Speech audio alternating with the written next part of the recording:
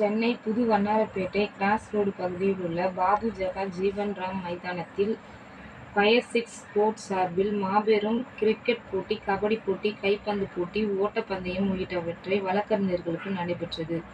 இதில் திருவள்ளூர், காஞ்சிபுரம், செங்கல்பட்டு, பூவிருந்தவல்லி, திருவொற்றியூர் ஆகிய பகுதிகளில் உள்ள வழக்கறிஞர்கள் கலந்து கொண்டு விளையாடி முதல் பரிசாக ரூ.40,000 மற்றும் 10,000 மதிப்புள்ள சட்ட புத்தகங்கள் மற்றும் இரண்டாவது பரிசாக ரூ.20,000 சட்ட புத்தகங்கள், மூன்றாவது பரிசாக ரூ.10,000 வழங்கப்பட்டது.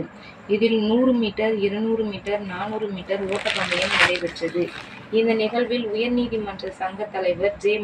மோகனகிருஷ்ணன், ஆர். கே. நகர் தொகுதி சட்டமன்ற உறுப்பினர் ஜே.